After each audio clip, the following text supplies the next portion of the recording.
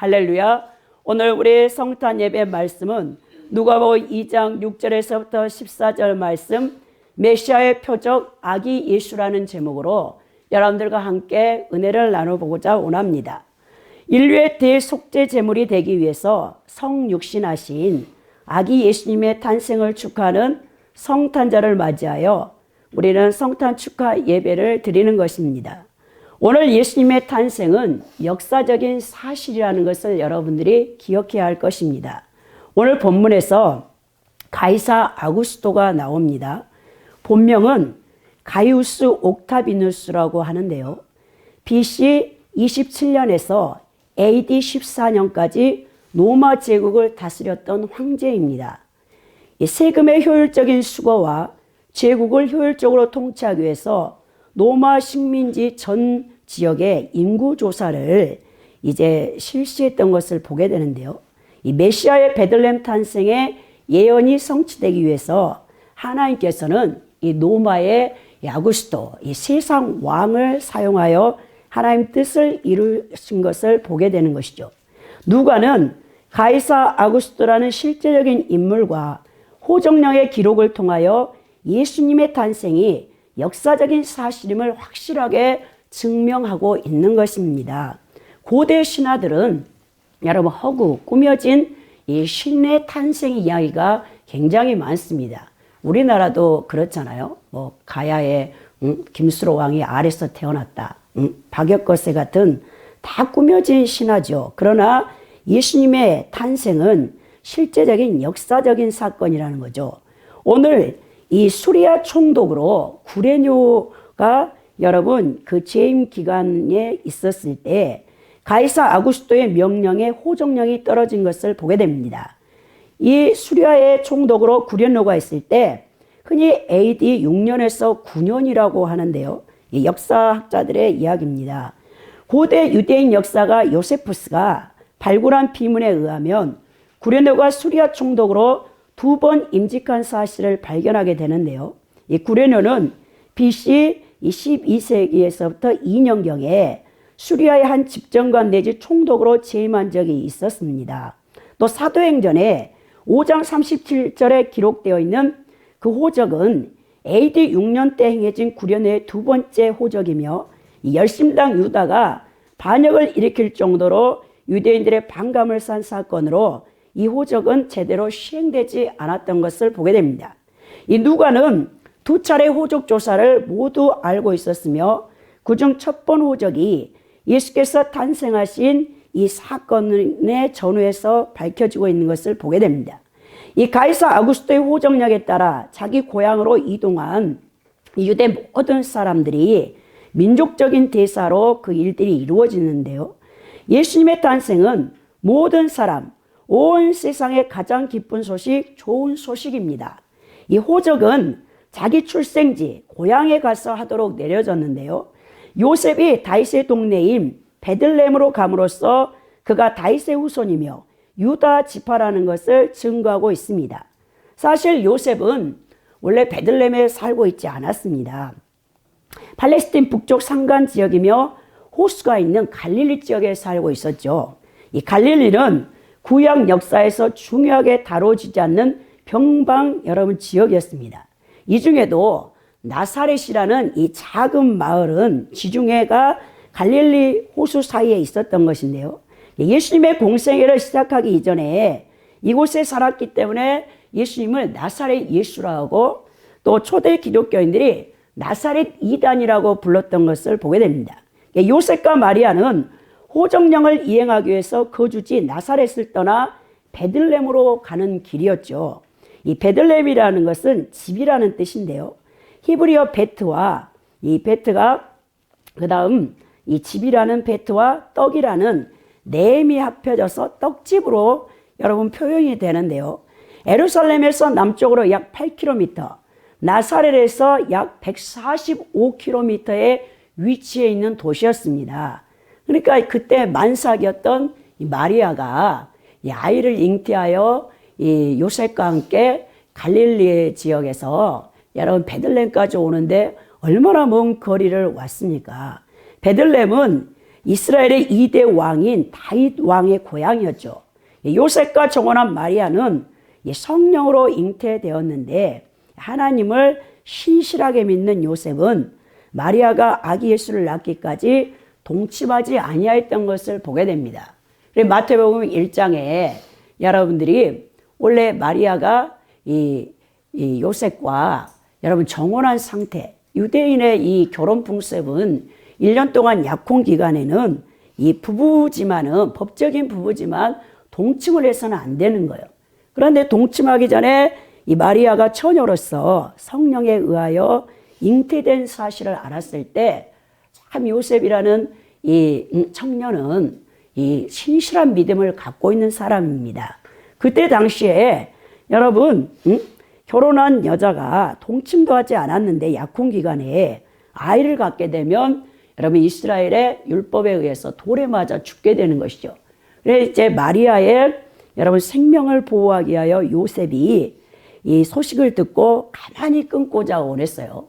그때 마태복음 1장에 보면 주의 사자가 천사가 꿈에 현몽하여 예수 그리스도의 탄생, 이제 아이를 낳으리니 그 이름을 예수라 하라. 자기 백성을 저희 죄에서 구원할 자이다 하면서 이는 누구냐? 이사야가 이 7장에서 예언한 임마누엘이다. 하나님이 함께 계신다라는 그 이야기를 이 천사가 꿈에서 현몽해 주는 거죠. 그래서 요셉이 마리아를 이제 데려와서 아이를 낳기까지 동침을 아니했던 것을 보게 됩니다. 예수님 탄생 600년 전에 이사야 선지자는 메시아이신 아기 예수님의 탄생을 예언했습니다. 여러분 이사야 9장 6절에서 7절에 보면 이는 한 아기가 우리에게 낳고 한 아들을 우리에게 주신 바 되었는데 그의 어깨에는 정사를 메었고 그의 이름은 기묘자라 모사라 전능하신 하나님이라 영존하신 아버지라 평강의 왕이라 할 것임이라. 그 정사와 평강의 더함이 무궁하며 또 다윗의 왕자와 그의 나라에 군림하여 그 나라를 굳게 세우고 지금 이후로 영원히 정의와 공의로 그것을 보존하실 것이라. 만군의 여호와의 열심히 이를 이루시리라 했죠. 여러분 이사야 선지자가 이 예언을 받았을 때, 계시를 받았을 때 얼마나 놀랬겠습니까? 인간의 이성과 상식으로 이해할 수 없는 일이라는 거죠. 말씀을 한마디로 세상을 창조하시고 다스리시는 지극히 높고 거룩하시고 광대하신 여호와 하나님께서 여러분 인간과 동일한 몸을 입고 모든 평범한 인간과 똑같이 어머니 뱃속에서 10달 동안 자라다가 아기로 태어난다는 사실을 이사야가 어떻게 생각을 했겠습니까? 하나님께서 인간이 되셨다는 이 지극히 역사적인 사실을 이사야 선지자가 어떻게 해석할 수 있겠습니까? 여러분들 같으면 이 선지자가 앞으로 자신이 일어나지도 않는 이 이사야 9장의 예언을 받았을 때 그는 너무나 놀랐을 것입니다. 예수님께서는 이스라엘의 토지 무르기법의 문화적인 풍습을 쫓아 인간의 몸을 입고 탄생하신 것을 보게 되는데요. 여러분들이 누기서에 나오는 이 보아스를 통해서 우리 하나님께서 이 고엘 제도, 이스라엘 여러분 이 공동체 가운데 가장 중요한 제도가 뭐냐면 고엘 제도였습니다. 여러분 보아스가 나오미의 친족으로서 토지를 되찾아주는 토지 무르기법이 누기서에 나오는데요.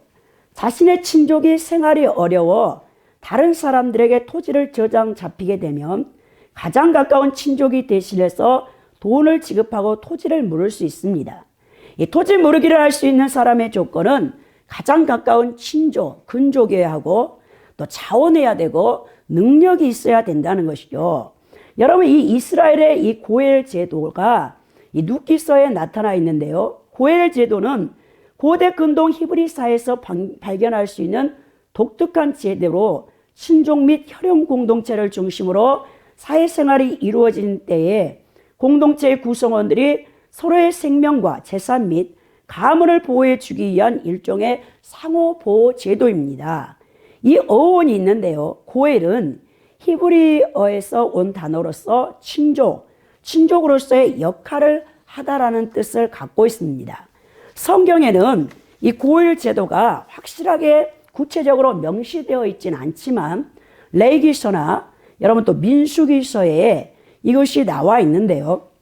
가난한 형제가 빚 때문에 종으로 팔려가게 되었을 경우에 가까운 친족이 그 빚을 갚음으로써 그를 종의 굴레에서 해방시켜 주어야 했습니다. 그게 레위기서 25장 47절에서부터 나와 있거든요. 또한 형제가 자신의 토지를 팔았을 경우 가까운 친족이 일정 기간 후에 그 값을 치름으로써 다시 그 토지를 돌려받게 할 수 있었는데요. 이게 레위기서 25장 23절에서 28절에 기록되어 있습니다.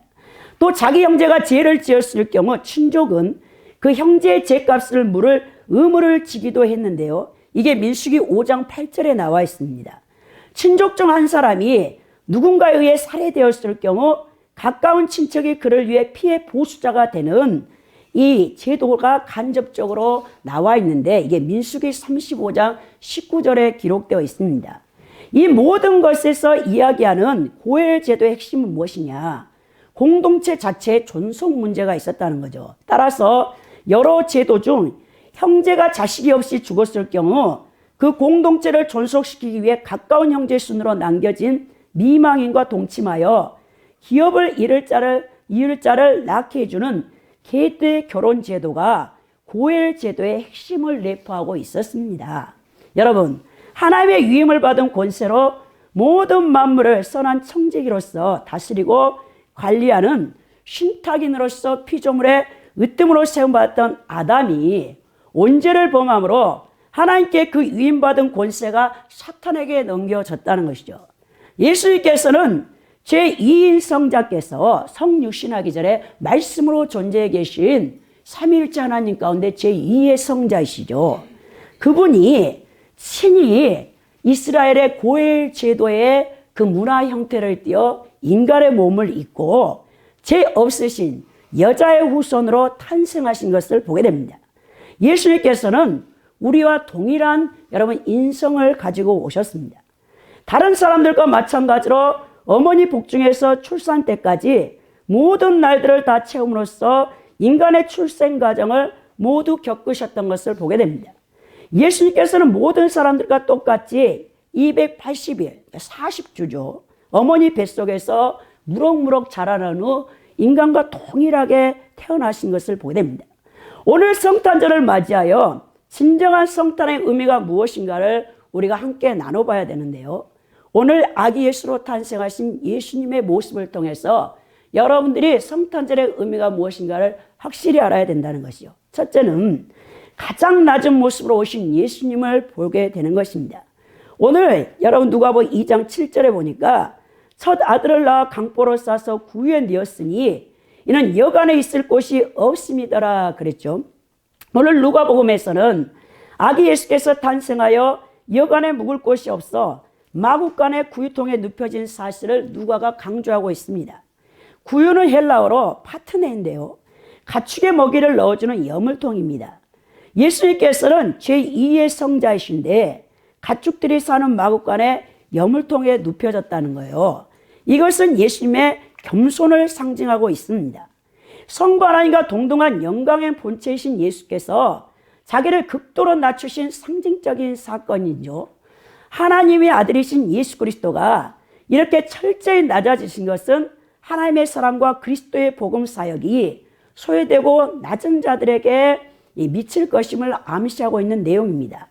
마태는 예수께서 유대인의 왕되심을 강조하기 위해서 왕으로서의 족보를 제시하며 동방박사의 축가를 받는 것을 기록하고 있고, 요한은 하나님의 아들 되신 예수를 강조하기 위해서 그의 선제성을 밝힘으로 자신의 복음서를 시작합니다.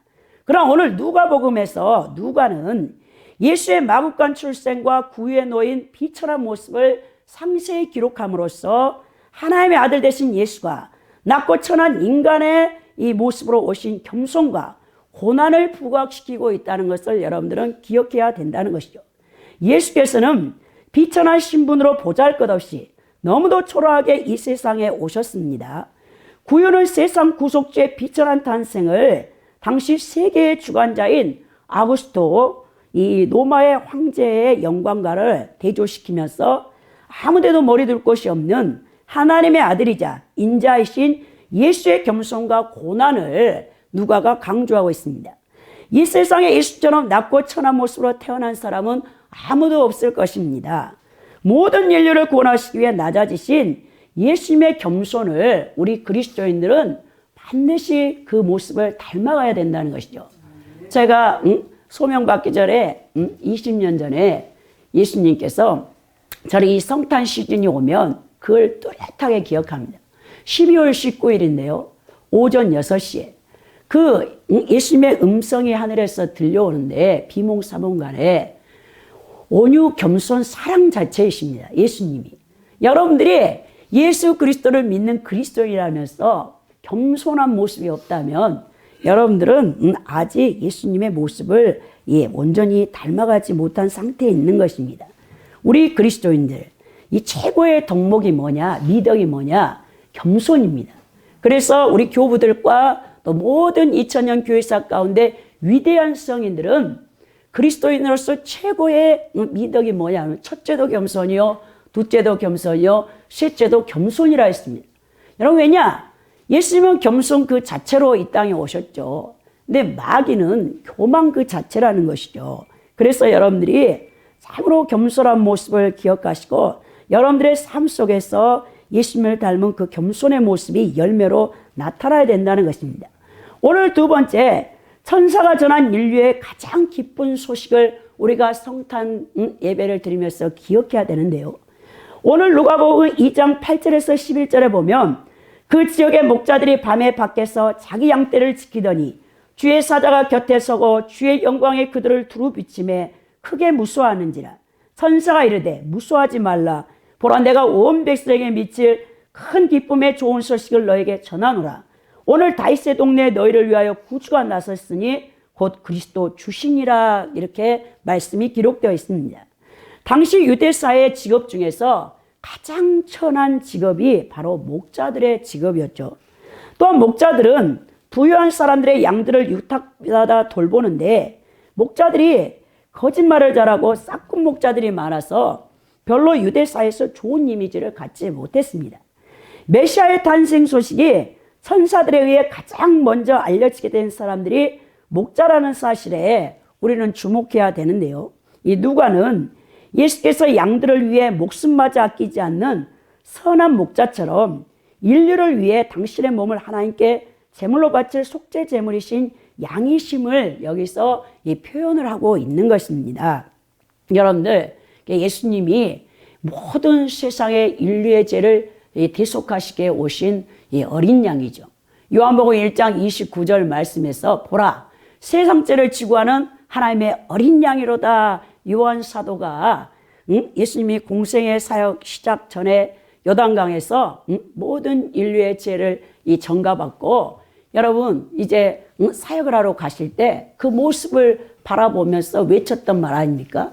여러분 요한복음 1장 29절의 말씀이 얼마나 강력하고 위대한지 여러분들이 복음을 증거할 때 보라 세상 죄를 제거하는 하나님의 어린 양이라 이 말씀 한마디를 여러분들이 선포하면 죽어가던 영혼이 그 자리에서 여러분 살아납니다. 저는 이것을 체험한 사람이에요. 제가 5년 전에 여러분 저희도 서귀포 의료원에 가서 이 김용월 할아버지라는 72세 된 할아버지가 폐암으로 또 4가지 5마디의 이 암세포가 전이돼서 여러분 3개월 동안 코마 상태에 있었어요. 식물인간입니다. 식물인간도 아니죠, 여러분. 이 서귀포 중환자실에서 3개월 있는데 미라같이 정말 여러분 다 썩은 상태에 있었어요. 그런데 이 할아버님을 하나님께서 구원하시기 위하여 그 처제되는 아시는 집사님과 함께 내려갔을 때 그분에게 제가 그랬어요. 아버님, 제 음성을 듣고 계십니까? 그분은 아무런 반응이 없는 사람이에요. 그래서 예수님이 2000년 전에 아버님의 죄를 위해서 십자가에서 못 지고 피 흘려 돌아가셨습니다. 오늘 제 음성이 들리면 저를 따라서 예수 그리스도를 구주로 영접하십시오. 그렇게 하면서 제가 머리와 가슴에 손을 얹고 여러분 제가 혼자 영접 기도를 했습니다.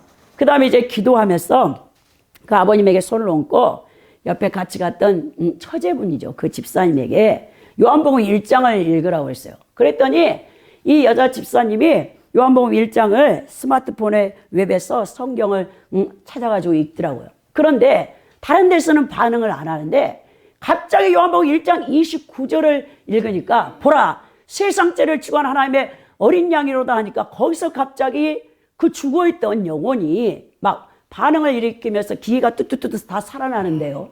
여러분 사망 권세 잡은 악한 영이 세상죄를 지고 한 하나님의 어린 양이라 예수 그리스도의 십자가의 복음을 증거하니까 자신의 정체를 드러내면서 그 할아버지가 눈을 팍 뜨는데 완전히 눈이 다 썩었어요. 동태 눈깔이더라고요. 하얗게 돼가지고 거기다가 막 소리를 지르면서 소리를 내는데 그 안에서 막 빠져나오는 사망의 영, 혀가 다 갈라져서 여러분 다 썩은 상태예요. 이런 할아버지가 살아나서 예수 그리스도를 영접하고 6개월 만에 그 할아버지가 천국에 가셨습니다. 그분은 여러분 일생 서귀포 그 재래시장에서 큰 그릇 도매 가게를 하면서 여러분 전국의 사찰을 불교도인이었어요. 50년 동안. 그 모든 사찰을 짓고 쪽으로 여러분 번 돈을 다 드렸던 분인데도 우리 하나님께서 엄청난 구원의 역사를 베푸셨던 것을 보게 되는 것입니다. 여러분 예수 그리스도의 그 이름의 권세 그리고 우리 세상죄를 지고 하는 하나님의 어린 양이라 여러분 그 한마디의 복음을 증거해도 죽어갈 영혼들이 살아나서 지옥에서 천국으로 옮겨진다는 사실을 여러분들은 알아야 된다는 거예요. 신구약에서 목자는 하나님이 자신을 포함하며 하나님의 백성을 돌보는 자들을 상징적으로 가리키고 있습니다. 오늘 천사를 통해 전달된 복음의 메시지는 이스라엘이라고 하는 민족적 울타리를 뛰어넘어 세계 만민에게 개방되어 있는 것을 보게 되는데요.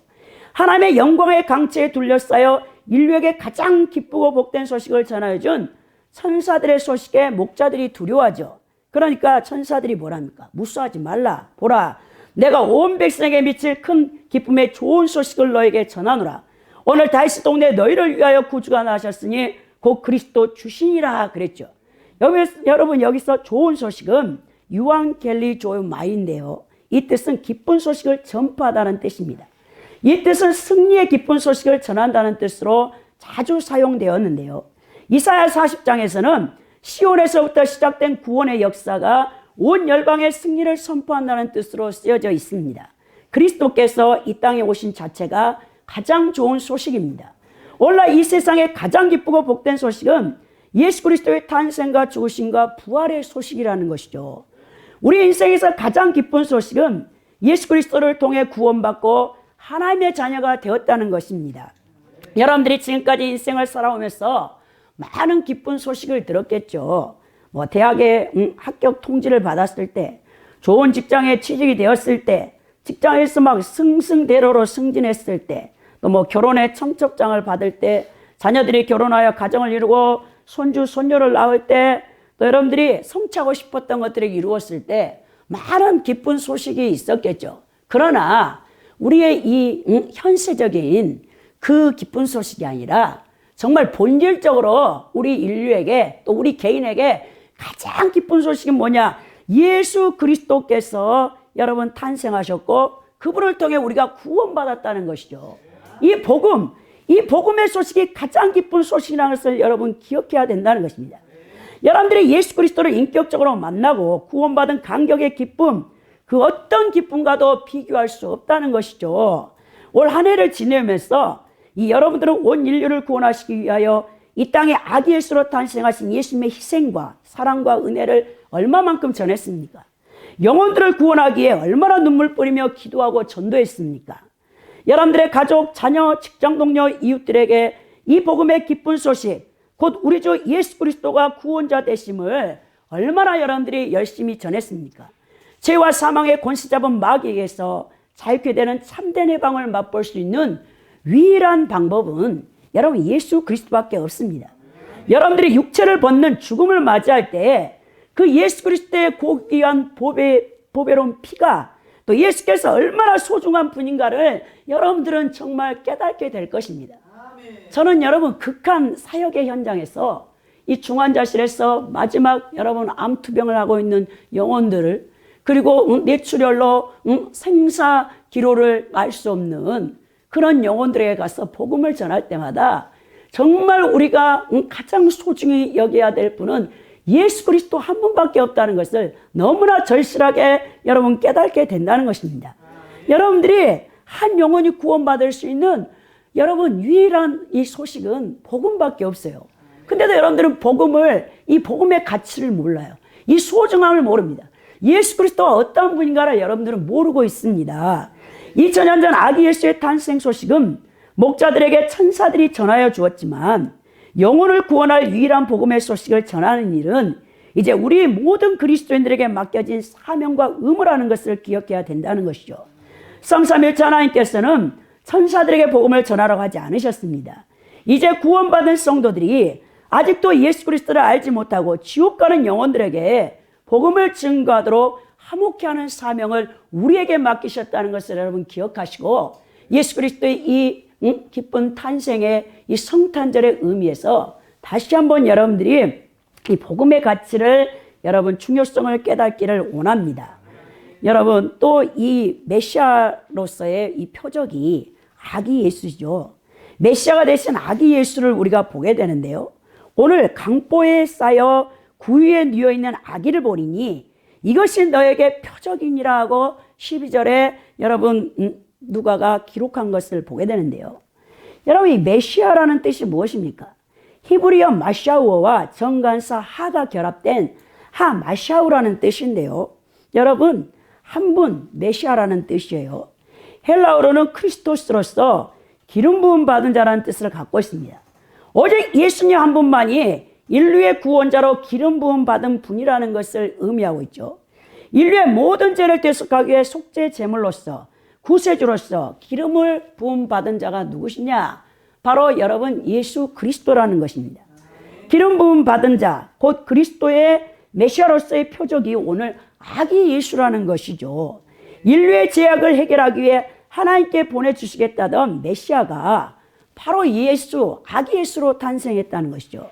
갓 태어나 구유에 누워있는 아기 예수가 바로 아담과 하와가 범죄한 직후 온시복음 창세기 3장 15절에서 인류의 구속주로서 보내주시러 약속하신 메시아가 되시는 것입니다. 아기 예수가 곧 성부 하나님의 기묘자요 모사였다는 것이죠. 그래서 바울 사도가 예수 그리스도는 하나님의 비밀이라 말씀하고 있는 것입니다. 믿음이 없는 사람들에게는 아기 예수는 그냥 단순한 한 핏덩어리, 어린아이, 갓 태어난 핏덩어리에 불과합니다. 그러나 믿음의 눈을 가진 사람들에게 아기 예수는 온 인류를 구원할 메시아로서의 표적이라는 것이죠. 아기 예수가 메시아의 실체임을 볼 수 있는 믿음의 눈이 필요했던 것입니다. 그 아기 예수가 100% 하나님이시고 100% 인간이신 이 초월적인 하나님과 이 성부 하나님과 유한한 인간의 다리 역할을 할 수 있는 인류에게 유일한 구원자임을 볼 수 있는 눈이 있어야 됐다는 것이죠. 예수 그리스도께서는 하늘의 지극히 영광스러움을 포기하고 이스라엘과 온 인류를 구원하기 위해서 가장 비천한 자로 이 땅에 탄생하셨죠. 오늘 허다한 천군천사 하늘에서 13절에 노래하는데요. 호련히 수많은 천군이 그 천사들과 함께 하나님을 찬송하여 이르되 지극히 높은 곳에는 하나님께 영광이요 땅에서는 하나님을 기뻐하심을 입은 사람들 중에 평화로다 하니라 라고 13절 14절에 기록되어 있습니다.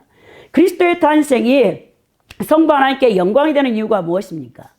첫째는 하나님의 영원하신 신성과 영광이 그리스도 안에서 충만히 거하고 또한 그를 통해 확연히 나타났기 때문이죠.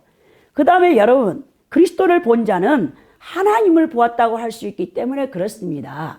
아기 예수 자체가 하나님이에요, 여러분.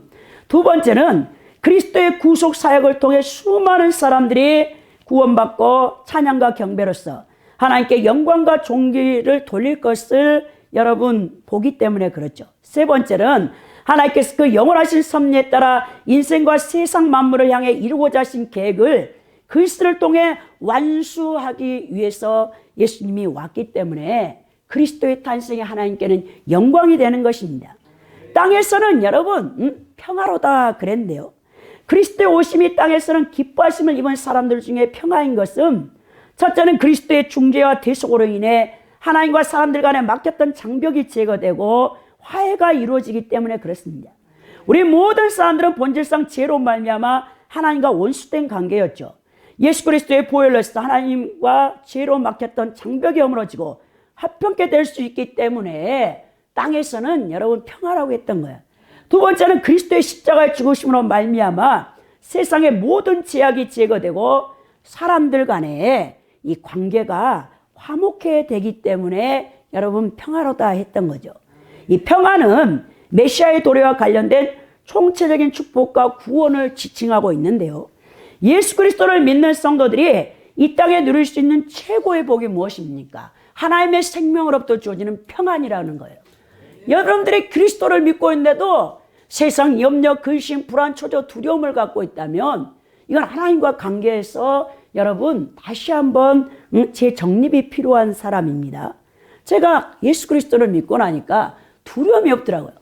세상이 어떻게 되든 그 마음, 이 영혼 자체 배 아래서 평안이 이렇게 있는데요.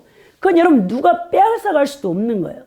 세상이 주는 여러분 이 평안과 하나님이 주는 하나님의 생명으로부터 오는 평안은 비교할 수가 없다는 것이죠.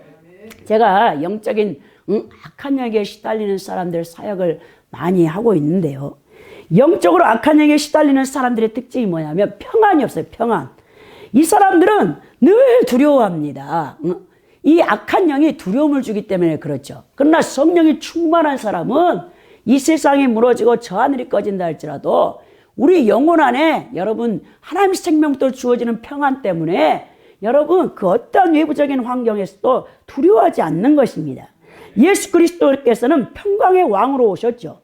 공생의 기간 동안 각색 병든 자를 고치고 귀신들에게 시달린 사람들을 자유케 하시며 메시아의 사역을 통해 이스라엘 백성들의 평강을 위해서 보내셨을 뿐만 아니라 그 평강을 위한 사역을 십자가상에서 여러분 완전히 이루셨던 것을 보게 됩니다. 여러분 이스라엘의 성지순례를 여러분 다녀오셨을지 모르겠는데요. 이스라엘의 성지순례를 가시면 여러분들이 성탄교회를 여러분 가게 될 것입니다.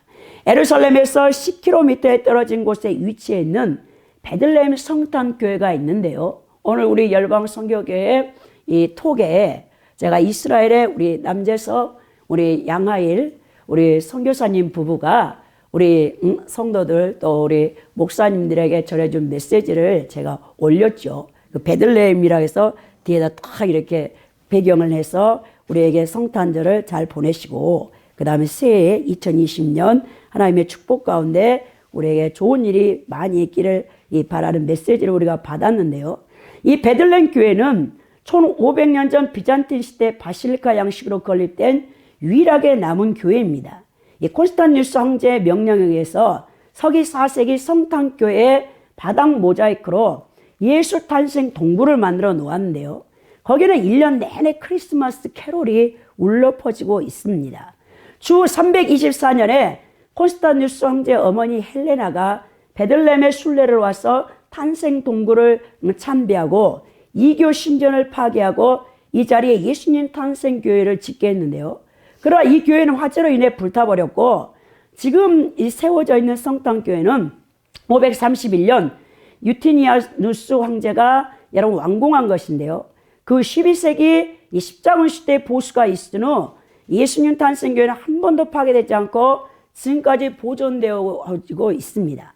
이 성탄교회 바닥에는 예수님의 탄생 자리를 기념하기 위하여 14개 꼭지 은으로 만든 별 모양이 장식되어 있는데요.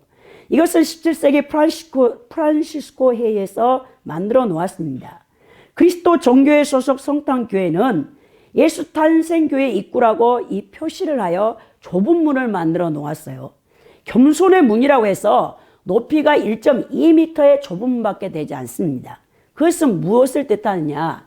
반드시 걸어서 겸손한 가운데 들어가 예수 그리스도 앞에 무릎을 꿇어야 하는 인간의 실존을 말해주고 있다는 것이죠. 여러분, 이 성탄절의 참된 의미가 무엇입니까?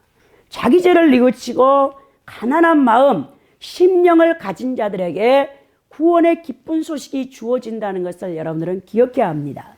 오늘날도 구원은 온 인류에게 가장 기쁜 소식이지만 심령이 가난하고 겸손하지 않는 자들에게는 이 성탄절은 아무 의미가 없어요.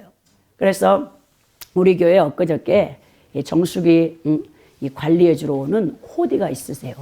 제가 늘 우리 교회에 연말 되면 이 달력을 주면서 이 복음을 전하고 있는데요. 지금 몇 년째 우리 교회에 오시는데 이분이 그래요.